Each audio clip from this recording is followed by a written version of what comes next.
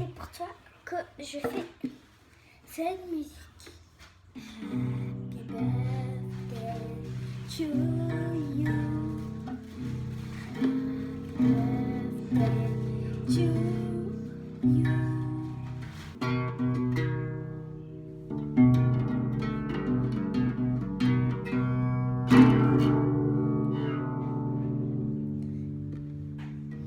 Joyeux anniversaire, Yaya.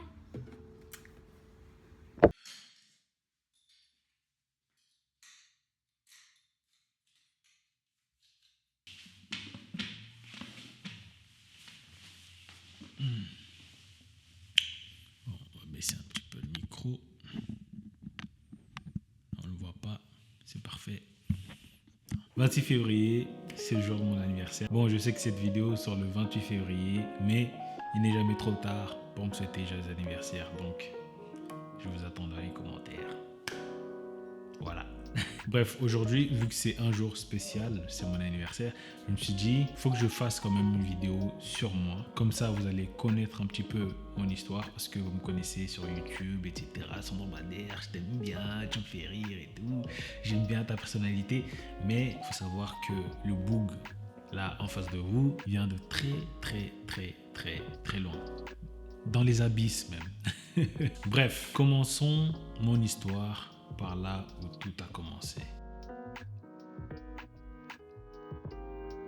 Je suis né un 26 février 1997, quelque part, vous allez comprendre. Parce que, en fait, l'année où je suis né, l'Angola était complètement ravagée par une guerre civile, une guerre qui a duré 27 ans. La plus longue et la plus meurtrière guerre civile d'Afrique. Moi, ma famille vivait au nord de l'Angola, et quand ils ont constaté que la situation commençait à vraiment être tendue, mes parents ont fui, sont partis au Congo pour échapper à la guerre. Et entre-temps, je suis venu au monde. Donc théoriquement, on va dire je suis né au Congo parce que mes parents ont fui la guerre en Angola, et après je suis venu, je suis né, et après voilà. Bref, je vous explique un peu le bazar qu'a été la guerre en Angola. Tout d'abord, il y a eu la guerre pour l'indépendance entre les Portugais et les Angolais. Une guerre qui a commencé en 1961 et qui s'est terminée en 1975. Et là, vous allez me dire, 75, t'es né en 1997. Donc la guerre était déjà finie. Mais sauf que, en fait, entre-temps, les gens qui se sont battus pour l'indépendance de l'Angola, d'un côté, on a eu un parti MPLA et de l'autre côté, UNITA, pour ne citer que ces deux grands partis-là. Bref, comme je l'ai dit, ils ont fait la guerre pour l'indépendance contre les Portugais. Et après, les mecs, ils se sont dit, moi, je prends le pouvoir parce qu'on a gagné. Et les autres se sont dit, frère, nous aussi, on s'est battus, tu vois, donc c'est nous.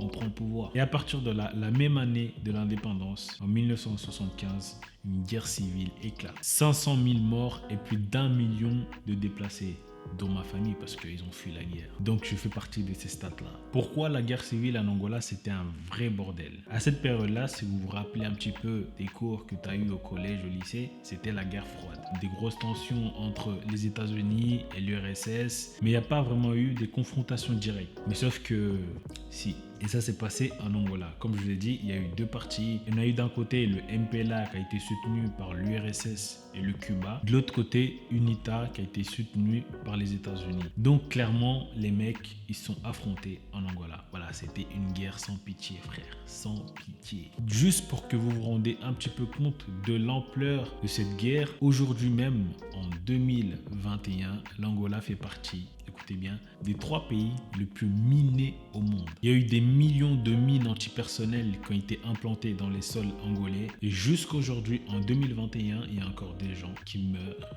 à cause des mines. Alors je vous rassure, si vous allez un jour en Angola, dans les grandes villes, il n'y a pas de problème. Juste, si tu vas un petit peu vers le sud, tu vois une petite brousse où il n'y a pas de chemin, frère, t'aventures pas là-dedans. Change de route. Bref, maintenant revenons un petit peu à mon histoire, à moi. Comme je vous ai dit, je suis né en pleine guerre. Mes parents ont fui un petit peu l'Angola parce que la zone où ils étaient, c'était vraiment bombardé. Et ils sont partis vers le sud du Congo parce que c'était juste à côté. Et là, je suis né, frère. Je suis venu au monde en pleine guerre. Et quelques mois après, mes parents sont rentrés en Angola. Et cette fois-ci, ils sont partis dans la capitale parce que la capitale, c'était pas vraiment impacté par la guerre. C'était plus dans les provinces, etc. Alors, moi, personnellement, j'ai pas vraiment vécu la guerre parce que j'ai pas le souvenir de voilà. Mais par contre, j'ai vécu la fin de la guerre. Donc je me rappelle comme si c'était hier. C'était un soir, ça tirait de partout et on s'est enfermé chez nous. Et on a cru que voilà, ils étaient arrivés jusqu'à dans la capitale et en fait non. C'était la fin de la guerre et après on est sorti dehors, on a commencé à crier, tout ça, ouais, c'est la paix. Ce que je vous dis c'est vrai, hein, c'est vraiment vrai, je me rappelle très très bien de ce jour-là.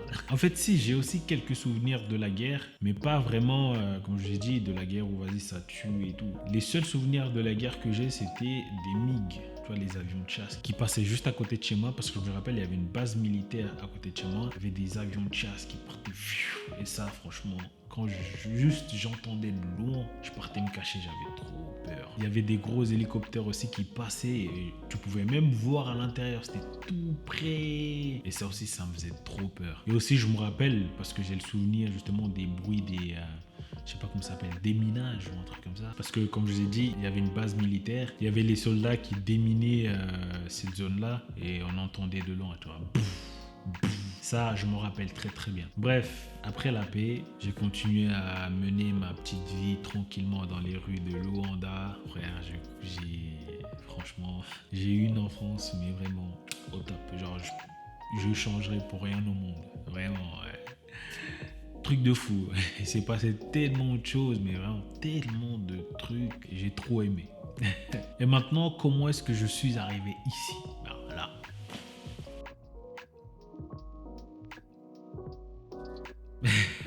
En fait, lorsque j'ai eu 11 ans, en 2008, je me rappelle très bien, c'était au mois d'octobre, je crois que c'était le 28 ou le 29 octobre. On a pris l'avion, ma petite sœur et moi. Je suis arrivé en France dans le 93. Je me suis vite adapté, j'ai appris à parler français. Je pense même au bout de 6 mois, je parlais déjà très très bien français. Parce qu'au début, je parlais portugais, donc je comprenais rien du tout au français. Et j'ai fait mes études, collège, élève très moyen parce que c'est normal, hein. Je venais d'un pays déjà lusophone, je parlais pas trop français, enfin je vous ai dit que j'ai appris à parler français très vite, genre 6 mois, mais c'est quand même différent, tu vois, de quelqu'un qui est né ici et voilà, vous avez compris. Donc j'ai fait mon collège, élève très moyen, lycée moyen, université moyen. Et me voici quelques années plus tard, ici, devant vous, à vous faire des vidéos YouTube. Qui l'aurait cru? Ah, c'était le destin, tu vois.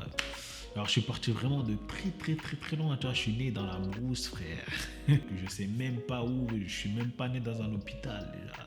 Donc, juste, ne vous étonnez pas si un jour... je vous dis bien un jour, si je perce, si je sors un livre qui raconte mon histoire, hein, parce que moi... J'ai une histoire, j'ai un background.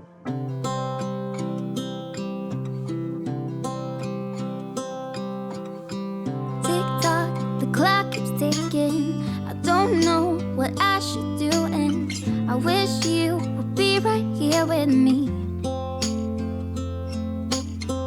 My mind is filled with pictures of when we used to dance, but now I don't know where you are.